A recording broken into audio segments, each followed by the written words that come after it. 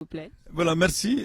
Mon dernier mot, c'est de dire d'abord que l'intervention française, il faut que les Français le comprennent une fois pour toutes, que l'intervention française au Mali en 2012 n'était pas pour sauver le Mali du djihadisme, du terrorisme, et c'était même pas pour sauver la France du djihadisme et du terrorisme. Ce n'est même pas à présent pour sauver la France de cela.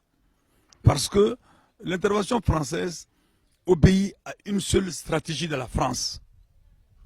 La même mise sur les ressources naturelles maliennes.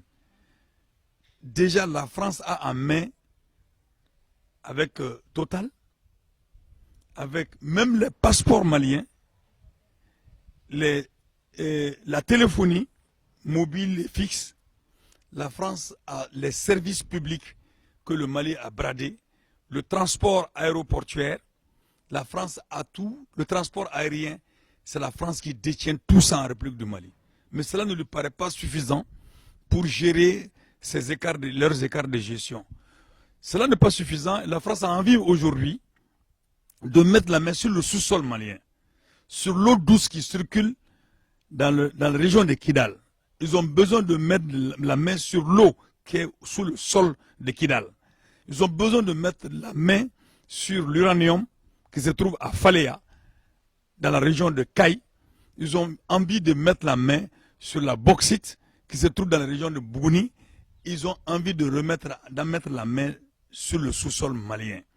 Et la troisième chose que la France veut faire, c'est de pouvoir avoir la base militaire de Tessalit qui lui permet, dans le cadre de la préparation de leur prochaine guerre qui risque de se faire en Afrique, de damer le pion à d'autres puissances.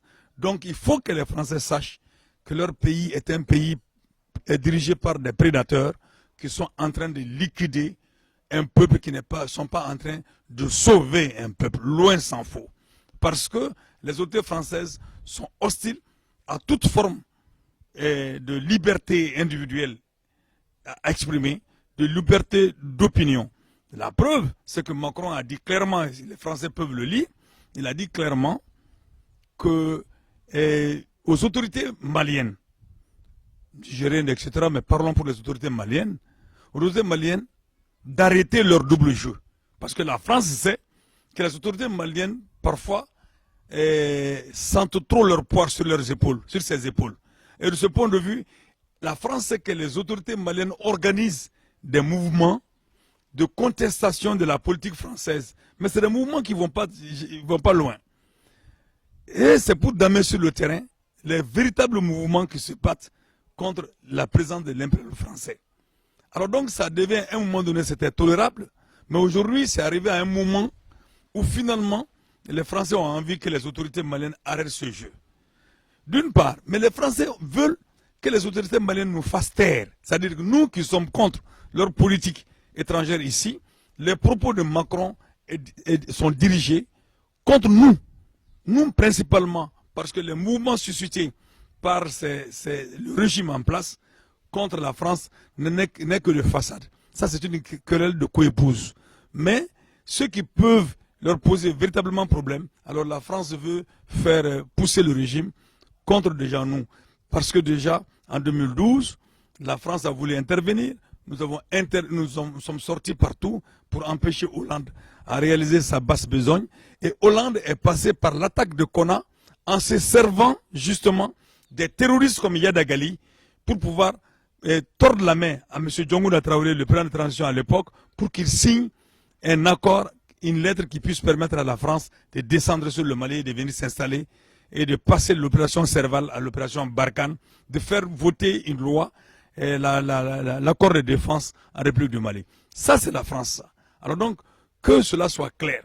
Qu'il soit clair dans la tête de tous les Français, surtout ceux qui sont battus du côté du Rassemblement démocratique africain, pour que nous puissions avoir l'indépendance, qui sont battus contre la colonisation. Ceux des Français à qui on avait dit que nous étions des peuples sauvages et qu'il y avait une mission de civilisation que la France devrait opérer ici, d'évangélisation à travers l'évangélisation, que nous étions des peuples sauvages qui nous nourrissions de n'importe quoi, qu'on vivait dans les arbres, etc., et qu'il fallait nous apporter la lumière et la civilisation.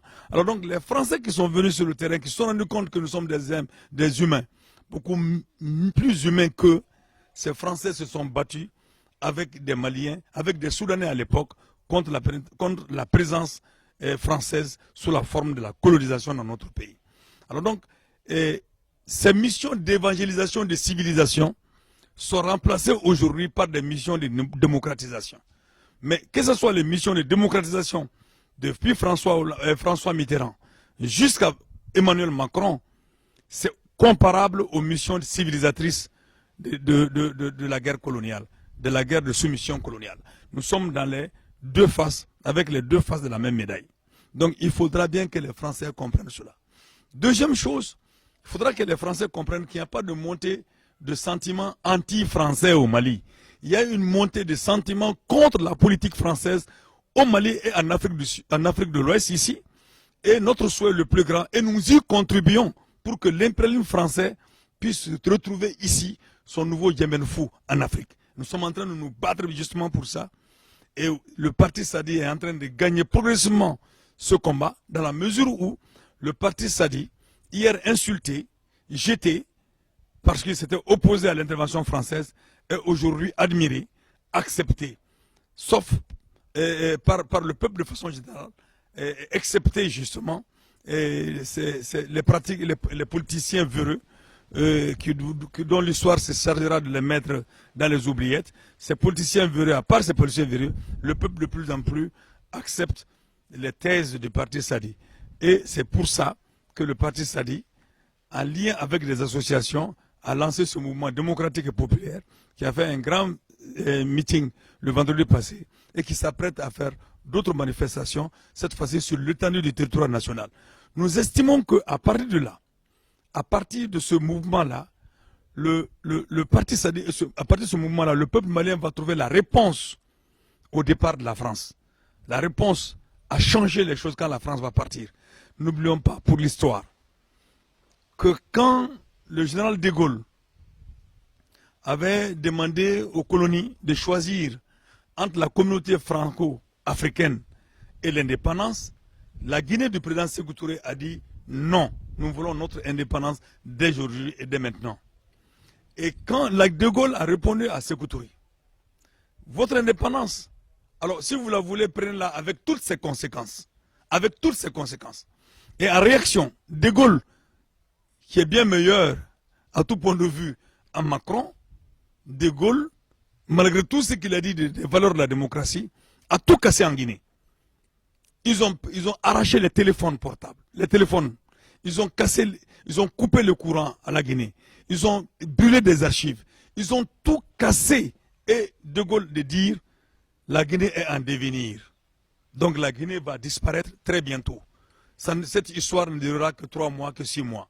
Eh bien, Sékou Touré est resté au pouvoir pendant plus de 20 ans. 20 ans. Alors donc, si tu associes le temps qu'il a fait en pouvoir de transition, Sékou Touré a fait pratiquement 27 ans, 28 ans de pouvoir. Sans le général de Gaulle, et la Guinée ne s'est pas portée si mal qu'avec la présence française. Au contraire, les Guinéens aujourd'hui réclament, ont réhabilité Sékou Touré. Il y a 3 ans, 4 ans, la Guinée a réhabilité Sékou Touré. Et le président Alpha Condé, en venant en Guinée, qui avait écrit contre le président Ahmed Sékou Touré, a été obligé d'aller se repentir sur la tombe du président Ahmed Sékou Touré pour la faute qu'il a commise en se soumettant à la France pour pouvoir avoir l'adhésion du peuple de Guinée. Alors, de ce point de vue-là, qu'on ne nous trompe pas, qu'on ne nous fasse pas chanter. Nous avons vécu sans la France et nous pourrons vivre sans la France. Nous voulons une France qui coopère, mais nous ne voulons pas une France qui domine. Et nous refusons la domination. Il faut que les Français le comprennent. Qu'ils comprennent également que c'est le Parti communiste français qui a encadré des hommes de valeur et qui ont poussé le pays vers l'indépendance.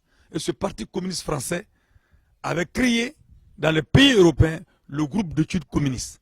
Et Modibo Keïta a fait partie du groupe d'études communistes, le premier président de la République du Mali. Il a fait partie du groupe d'études communistes. Macron ne connaît pas l'histoire. C'est un ignorant que les Français ont eu le malheur d'avoir à la tête de leur État, porté par la finance internationale, qui n'a aucune culture politique, aucune culture démocratique, mais qui est un instrument aux mains des finances, de la finance internationale. Je plains le peuple français, je plains le pays des grandes civilisations comme la France à tomber aussi bas entre les mains des hommes aussi de la trempe d'un Macron. Alors donc, le groupe d'études communistes a sorti des hommes comme, comment on appelle ça, comme Amadou Madela Keïta, comme Fayala Keïta, comme Drissa Diarra, etc. Macron, le groupe d'études communistes les a formés. Le groupe d'études communistes, les partis communistes français a laissé derrière lui un homme de valeur en Guinée, qui a été obligé de rentrer en Guinée parce que il allait être déclaré, apatride. C'est le professeur Jean Suré Canal, qui est resté en Guinée et qui a été obligé de rentrer parce que l'État démocratique français avait lancé un ultimatum pour comment on appelle ça, le départir de tous ses droits civiques parce que simplement il a voulu exprimer son opinion. Tchemoro Garan Kouyaté, un enseignant de renom, un communiste de surcroît, a été aidé, soutenu par les communistes. Et il est sorti du Mali, il est allé en France, il s'est impliqué dans la lutte contre l'Allemagne nazie. Alors Tchemoro Garan Kouyaté a été enlevé par les services nazis et il a été au four crématoire de Montluçon. Donc vraiment, c'est Macron qui ne connaît pas cette histoire-là. Et Macron doit savoir que, franchement, s'il y a un feu qui s'allume après le départ de l'armée française, que nous espérons, alors ce feu a été mis par Macron. Mais c'est une question d'histoire. Nous nous organiserons au Mali à éteindre ce feu-là. Et le Mali vivra sans la France. Merci.